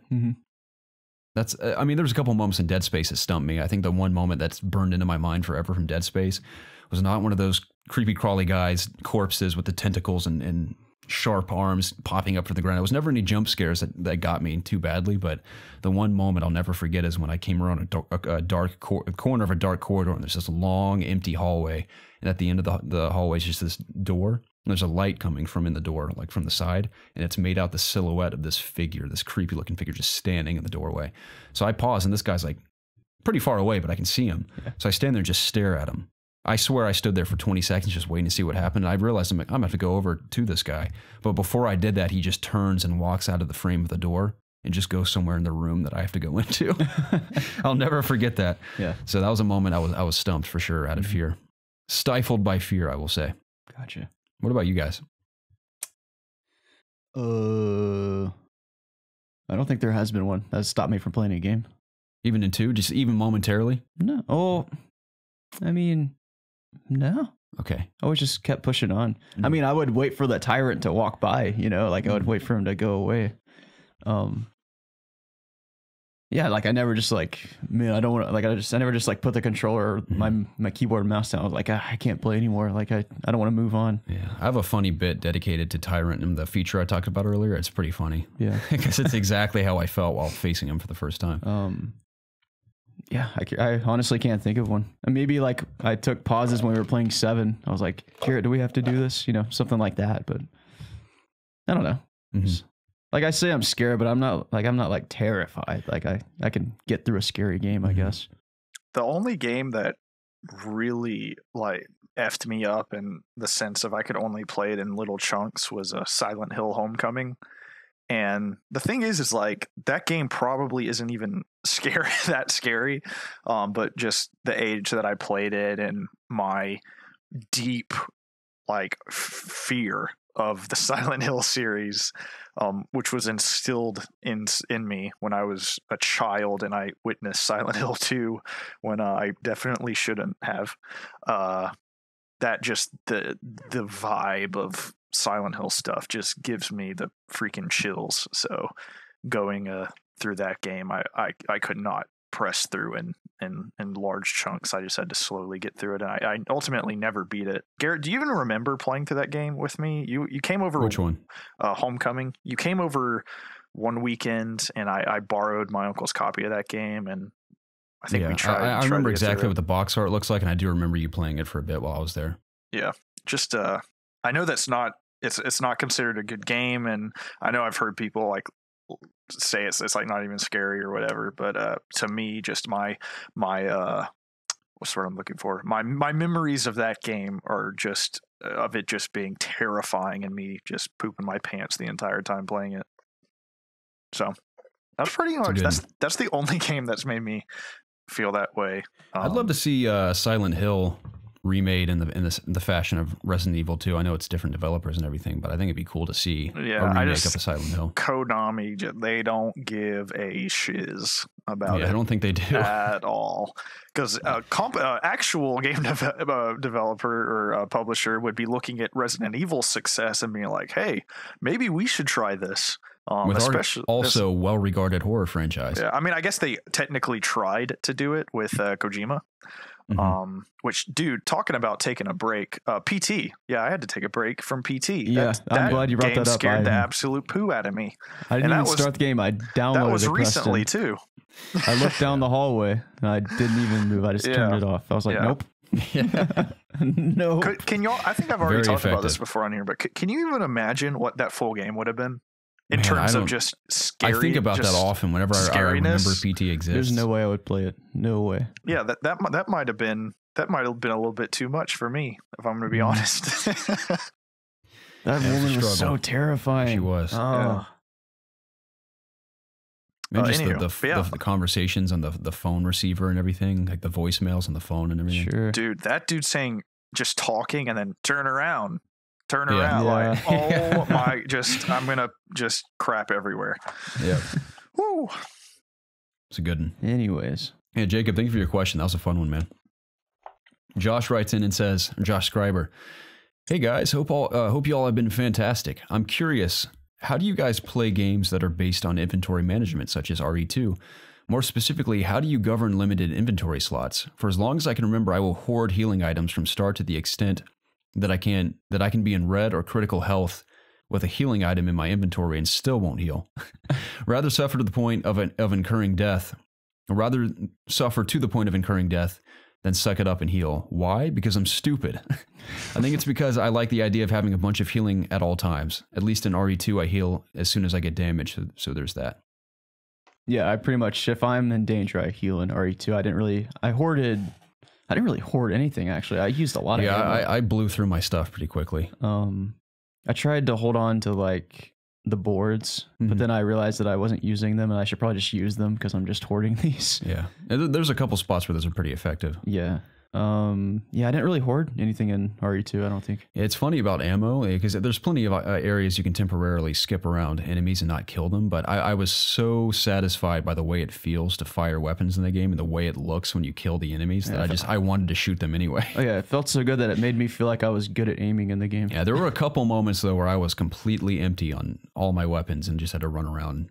That never happened to me. There was a point where I had like 3 rounds in my the really high impact pistol. Yeah, I think that's part of how effective the design is of that game. Not only just the layout of the environments you're exploring, the various puzzles and unlocking certain doors and enemies in certain places that intentionally are there to challenge you, but managing your inventory and then also having very scarce resources, I think just always keeps that tension up. And that's one of the things I loved about it so much. There was one like scary moment in the game when I was in the sewers and I got poisoned and I didn't have any herbs to cure my poison. Yeah. Herbs. Yeah, but I luckily found like a blue one that I could just eat and it would get rid of it.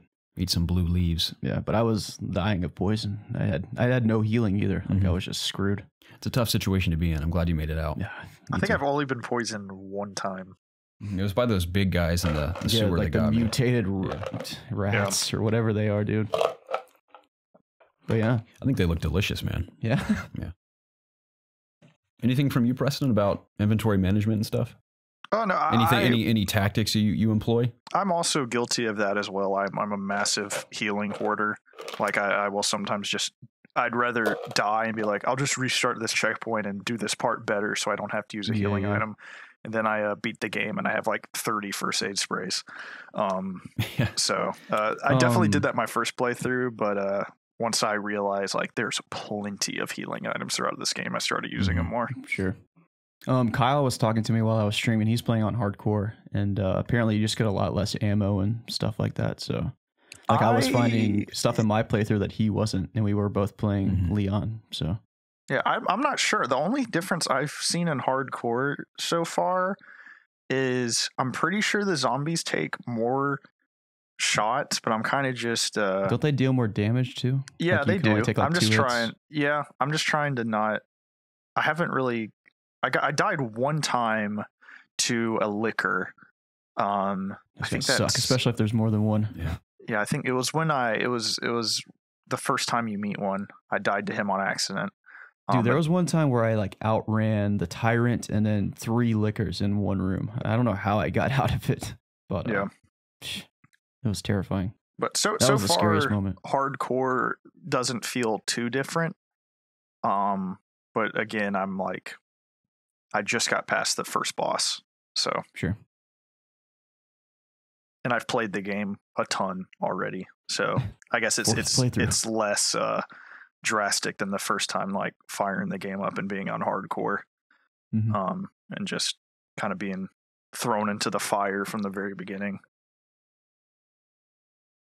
I think where I got stumped, like I know we're going back just talking about RE2, but I want to talk about it. I kind of got stumped like in the midpoint of the game where like you come back from underground, you come back up to the station, and you're like trying to figure out, because you get like kind of one item at a time, so you have to go to where you need to use this item, then you go back, you get a new item, you have to go to some other part of the station. So I kind of just got like stumped there for a while, but besides that, I just like blew through the game. It was fun. But yeah, I'm not much of a hoarder, I'll say. Yeah, I'm not either. So I have been in games in the past. I think in 7 I was a pretty big hoarder, but yeah, in 2 I used everything when I needed it for the most part. It's hard for me to like see an enemy and not shoot it on the screen. Like it weird. Feels great. It's weird to run by it. Yeah. Because then like I have to deal with it later. Yeah. I'd rather just deal with it now. Yeah, I love just killing the zombies in the game. It's so satisfying. Yeah. A lot of great when they die. effects. Yeah, when they die, yeah. The inconsistency is certainly there, but again, I think that's part of the tension that works for me. I've seen some people in reviews complain about that, where it's pretty inconsistent, but I kind of sometimes like you walk into a room, it takes one shot, like one good shot to the brain to kill a zombie, then other times it takes like 7. Yeah. Yeah. I'm kind of into it, though. Yeah, Keeps I kind of like the the tension. It's like, you know what? I could shoot this dude and get a headshot, but on the other hand, I could waste like 8 shots trying to get him. So it's like you're kind of weighing your options there. That's a good point. And one thing I didn't really consider when I was playing that you can kind of use to your advantage, instead of outright shooting something in the head 50 times, you can blow them in half or blow their legs off. Yeah. And it makes them much slower to keep up with you. I think some of my favorite aspects of the game are how not all, but the vast majority of bodies you kill, or the vast majority of zombies you kill, their bodies remain. Wherever you've killed them. Yep. And not only is that just effective in feeling like you're in this world, but I love how there's a few, like one guy, for example, I blew in half and shot him in the head. I'm like, okay, he's definitely dead. Came back, dude, hours later. I'm talking like 3 hours later, and he was crawling around still where I'd left him. So cool. So, what was I going to say? Quick tip, use your knife on people if they're on the ground. Make sure you cut their legs off first, because if you're knifing a dude, they can still kind of jump up on you. Jump up, yeah, and also get behind them. If you get behind them and start knifing them in the back or their legs, and kind of station yourself behind them, they can't jump up and grab you. So that's kind of what I've been doing, is I've been shooting one of their legs off. They fall on the ground. I'll get directly behind them and start knifing them until I know that they're dead. Only on enemies that I kind of feel like they need to be dead. Like in the library, I made sure all of them were dead. So when I went back up there, once I needed to kind of move the bookshelves for the puzzle and Tyrant was going to be following me around, I didn't have to worry about the zombies in that area. Whereas other areas, I would have let them live because I don't want to waste any ammo. Somehow I lost it when I was moving those, and he didn't hear me move them. So I got lucky, I guess. Like, I didn't have to deal with that at all. Oh, wow. Yeah. Yeah. I love that game. I have not been lucky with that. Every time I've had to move those things, I can like move 1 or 2, and then I kind of have to like run around for a little bit and then run back. Yeah. Also, a good strategy is like if you're trying to just like not shoot every enemy, it's also effective just to like shoot a zombie once and then run by it. Yeah. Sometimes they don't react to headshot though. So it's like you still have to be kind of cautious. Yeah, you have to make sure that they're in that animation. It seems like when they outreach their arms to come for you, they typically aren't going to like fall back.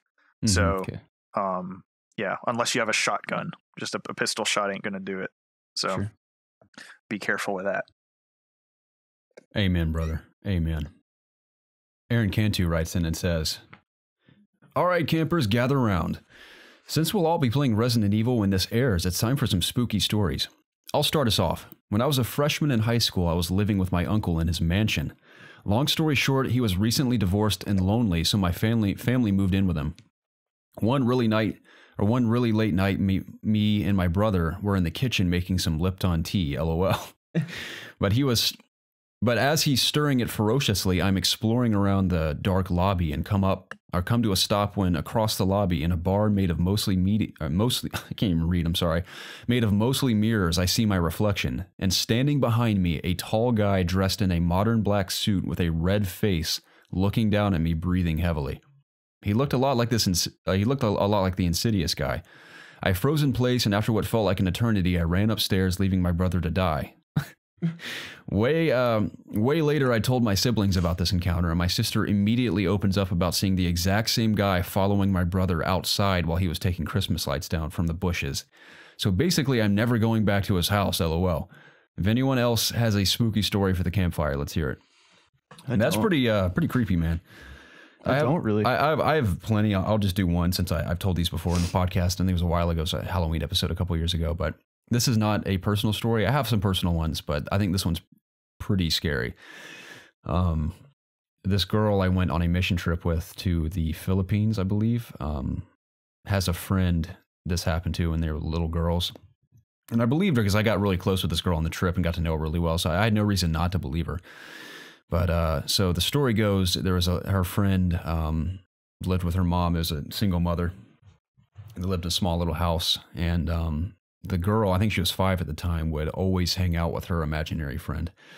They would have little tea parties, and her mom would walk by her daughter's room, and the daughter would be talking to thin air, like as if talking to her imaginary friend, having full-on conversations.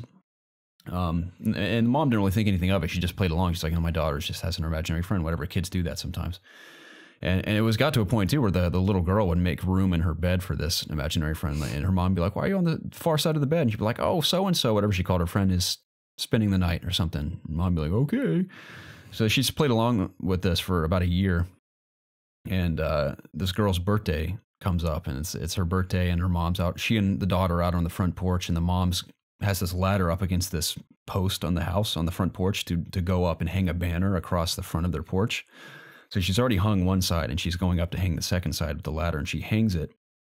And she grabs the ladder and looks down at her daughter as she's descending, but she realizes she catches something in the corner of her eye, the mom does.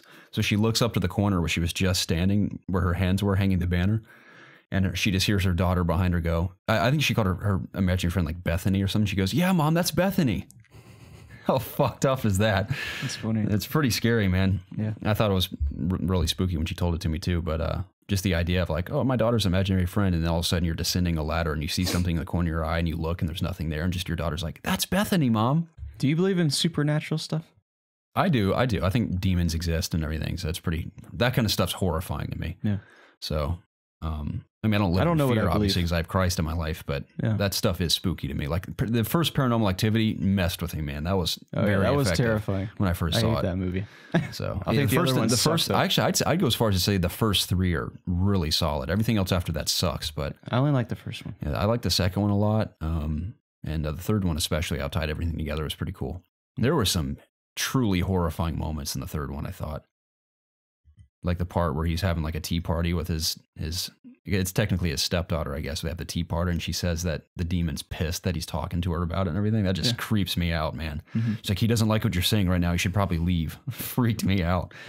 So yeah, that kind of stuff creeps me out. Do you have anything to add, Preston? No, I really don't have anything scary. This one's super short. I have spookier ones that have happened to me, but one of the creepiest things that ever happened to me and Zach is because me and Zach used to share a bed a lot at his house because I'd stay there so often.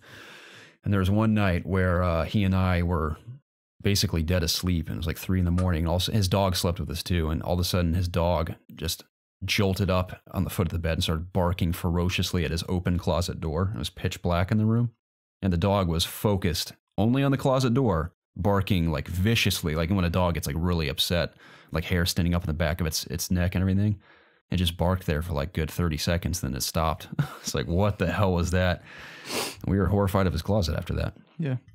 So that was pretty creepy. Wasn't there one where you like felt like someone was pushing down on you? Yeah. That's too long to explain, but yeah, that was creepy too. Same bed that happened. That was actually in me. That house. I was trying to kill you. Oh. Yeah, it was Preston. Preston was trying to take my life. We made amends. We're good now. So Aaron, that's a creepy story, man. That one's definitely creepier than anything I have to say. Yeah, sorry. It's like, for me, I don't think anything supernatural has ever happened, so it's hard for me to like, believe that it's real, I guess. I don't know. Maybe something will happen one day. Do you believe in the supernatural, Preston? Yes, I do. Mm-hmm. Wild stuff, man. Bubba Fett writes in. Oh, we already read Bubba Fett's. It was Kingdom Hearts. Thanks again, Bubba. Great question. Any Kingdom Hearts questions, the best question. I would agree. I wouldn't say the best, but I don't know. I think certainly one of my favorites. There, I mean, 'tis the season after all. Yeah. So we appreciate it. So Bear Commando's signing us out today with a really beefy one, but it's pretty hilarious. So strap in. He says, hello, gents. This question is a time traveling question. Oh. I was in need of some podcast at work today and ended up revisiting a couple of the older IOG ones. I found myself laughing. Why would you do that? Always get upset when we hear this. I found myself laughing as I heard statements like Garrett saying, we all know Battlefront 2 is going to sell like hotcakes, but it's the campaign that really excites me. God, it's so bad. Yeah, and Preston saying he had at least some level of hope for Hogwarts Mystery. It was fun to hear some of your initial predictions and that we now know they did not pan out like you thought. That game sucked. It was pretty rough. Now back on this week's episode, you discussed Star Wars games and Jedi Fallen Order. So this question is one you will read now, then read again and answer on the release of Jedi Fallen Order to see if your predictions this week were accurate. Okay, we'll keep that in mind if we can. I think that game's going to be pretty cool. I have faith in Respawn personally. I don't know. I think it's going to be good. I have faith in Respawn. Me too. Like the slogan in Dark Knight, I believe in Harvey Dent. I believe in Respawn. Oh. So he goes on to say, the year is 2021. The future is upon us. Pull up your chair for Ask IOG episode 8. Set aside your free daily Taco Bell you inked out in your sponsorship deal. I would love that. Turn off the State of the Union address from President Ninja Blevins. Clear off Preston's 14th Special Edition PS4 Pro from the table. Take some vitamin C because Garrett is still sick. And I'm actually sick today. I feel very nauseous. And tell Jacob to stop streaming on his new Blizzard-themed fitness channel, Over Squats. It's time to answer a question from the past. That is gold right there. That's awesome. So these are the questions that really put a smile on my face because, yeah, it just goes to show you guys have gotten to know us pretty well through the podcast. It's hilarious. Lastly, he says, you mentioned back in 2019 that in the wake of Ragtag being canceled, this next Jedi Fallen Order would hopefully still be the lightsaber-wielding game people have been wishing for. Did Jedi Fallen Order meet your expectations? Were fans receptive like you had hoped, even in the wake of Episode 9's twist that Greedo was actually Snoke? Did it turn out to be actually a mobile game? Thanks, and keep the podcast going forever. P.S. I have no expectations that you'll actually remember this question when the game finally comes out. Well, thanks for this disclaimer there at the end, Bear Commando, because we may not remember, but... Oh, I'll remember it. Okay. We will remember. What episode is this? This is 188. 188. Yeah. Fallen Order is presumably coming out at the end of the year. Remind me in a year. Yeah, remind me in December 2021 to address Bear Commando's question about Jedi Fallen Order. So I hope Fallen Order makes it to the end of this year. That'd be nice. We'll undoubtedly see some stuff at E3, which I'm excited about, but yeah, hopefully this will be the Star Wars game we've all been waiting for. I'm not going to put that weight on Respawn's shoulders, but at the end of the day, I still think whatever they're working on is going to be really cool. So, yeah, I do like thinking about my expectations for certain things and them not going very well, like Fallout 76, for example. Me and Preston were pretty optimistic about that, and we were let down heavily. I was pretty skeptical the whole time. Like, I just didn't see myself or see that world. Granted, I think it has potential. If the game ran fine, I think my feelings would be maybe the same. But I don't even want to play it because it runs so bad. That's half the reason. Yeah. So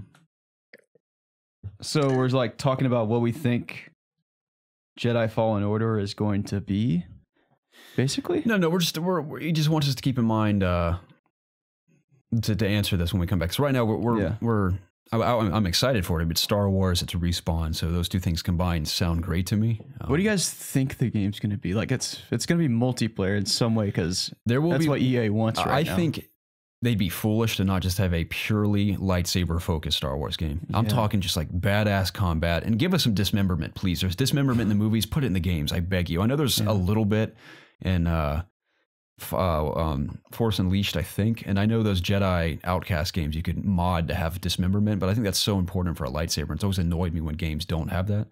That isn't the end-all be-all of the game, but at the end of the day, I assume it's going to be very, very fluid, very smooth. It's going to feel great to play because Respawn thrives in mechanics, I think.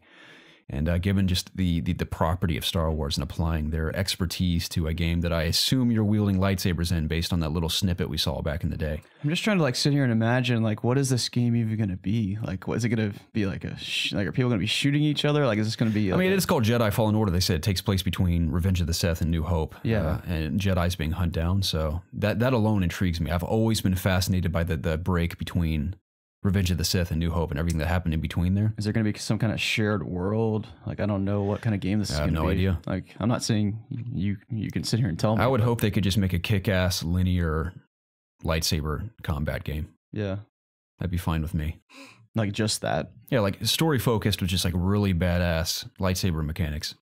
Maybe sort of like this is a weird example. And I imagine, and think about like the different weapons and abilities you can wield in Titanfall. I imagine they'd apply that to a Jedi game where you have multiple force powers you can upgrade over time and maybe cater your Jedi style to whatever you're upgrading and leveling up. That can be kind of cool. Yeah.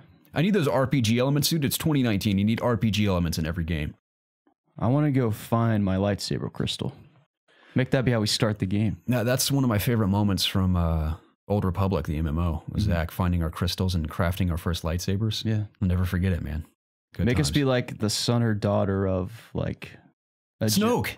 Of Snoke, and then he takes us to our crystal. Yeah. Let's And then, only have a blaster for 3/4 of the game until we are proven to be a Jedi, and then the final level of the game we use a lightsaber. Yeah, kind of like Laura Croft in the first Tomb Raider, where she finally gets the dual wielding pistols at the final moment. And then in the sequel, we lose the lightsaber and just have the gun. Yeah, we have a blaster because we want our Jedi. This is our version of a Jedi. What do you mean?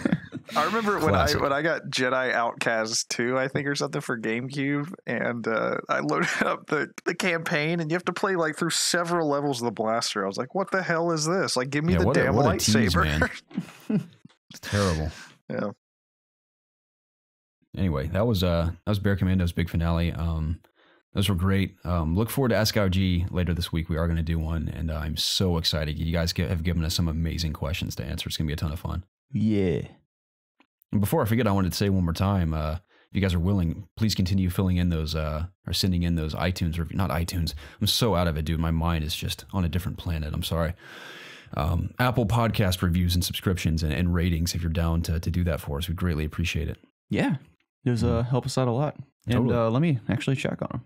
See what we got. That'd be great. Preston, you want to kind of sign us out while Jacob's pulling that up? Yeah, man. This was the It's Obvious podcast. Thanks to everybody for listening. Be sure to check back next week for a new episode. Subscribe to us, like you said, on the Apple Podcasting app, and also subscribe to us over at youtube.com/ItsObviousGaming. We very much appreciate the continued support from you guys and the questions and everything that you guys do to help us trudge on with this podcast.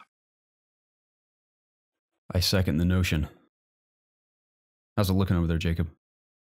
It's hard to keep up at this point, which is a good thing. Oh,